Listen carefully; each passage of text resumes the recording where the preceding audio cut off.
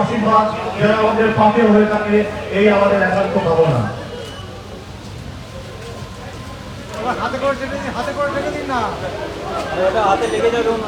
চুরাশিতম বর্ষে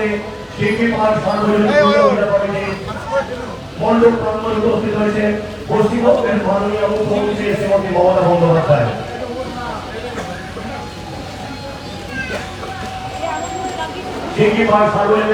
কমিটির তরফ থেকে আমরা জানাচ্ছি আমাদের আন্তরিক ধন্যবাদ ও কৃতজ্ঞতা।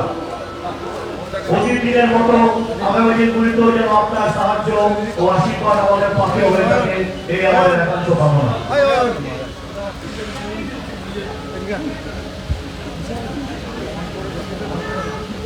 চুরাশিতম বর্ষে শিল্পীপাড় সর্বজনীন দুর্গা পূজা কমিটির সূচনায় মঞ্চে উপস্থিত হয়েছেন পশ্চিমবাংলার মাননীয় মুখ্যমন্ত্রী মমতা বন্দ্যোপাধ্যায়। আমি শিল্পীপাড় সর্বজনীন পুজো কমিটির পক্ষ থেকে আশেপাশে যত পল্লী সমিতি, যত পুজো কমিটি আছে সবাইকে অনেক অনেক অভিনন্দন জানাচ্ছি। সব প্যান্ডেলে যেতে পারলে হয়তো খুশি হতাম, কিন্তু আজকে আমাকে 40টা প্রোগ্রাম করতে হবে।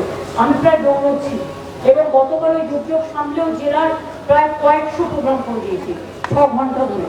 সুতরাং আমার কণ্ঠেরও তো একটা লিমিটেশন আছে। সুতরাং আমি মনে করি মাই হয়তো এই সুযোগটা দেন, তাই করি। আর চিনিপা কাজ হয় বরাবরই আমি করি। দুর্গাদা, আমাদের দীপ্তি বৌদি সহ এই ক্লাবে, এই পাড়ায় আমি দীর্ঘদিন আড্ডা মেরে গেছি এবং এখানে ইনকাম ট্যাক্স বিল্ডিং থেকে শুরু করে there are so many central government officers and workers are also staying in this area. আমি অনেকে নবরাত্রি করছে, সবাইকে शुभकामना। मेरे को नवरात्रि का शुभकामना आप लोगों के लिए है। पूजा भी आप लोग प्लीज एंजॉय योर पूजा এবং আপনাদের সকলকে শারদ শুভেচ্ছা, শারদ অভিনন্দন। মা সকলকে ভালো রাখো আর প্রার্থনা করি আসুন। আর্লি পুজো হচ্ছে আর বৃষ্টি যেন শেষ হচ্ছে না, আর বাঁধ ভাঙা বৃষ্টি। আর চারিদিকে সারা ভারতবর্ষে, সারা পৃথিবীতে এত দুর্যোগ চলছে, গ্লোবাল ক্যালামিটি চলছে, আমাদেরও সেটাকে ফেস করতে হচ্ছে। আকাশটা পুরো যেন দূষণ হয়ে গেছে। এই অবস্থায় তার মধ্যে দিয়েও আমরা তো সময় কখনো থেমে থাকে না। অক্টোবরের মাঝের দিকেও প্রোগ্রাম হলে এত বৃষ্টি হয় না, কিন্তু সেপ্টেম্বরের পুজো হলে এবারে বৃষ্টি শুরু হয়েছে 4 মাস ধরে। কি করবো বলুন? গঙ্গার জল সামলাবো, ফরাক্কার জল সামলাবো, বিহারের জল সামলাবো, ইউপির জল সামলাবো, সারা দেশের জল সামলাবো, না ডিউসির জল সামলাবো, না পাঞ্চেতের জল সামলাবো, না একেবারে মাইক্রোর জল সামলাবো। একটাও বেজিং করা হয়নি, এবং মধ্যে একটাও নেই, সেটা গভর্নমেন্ট আছে।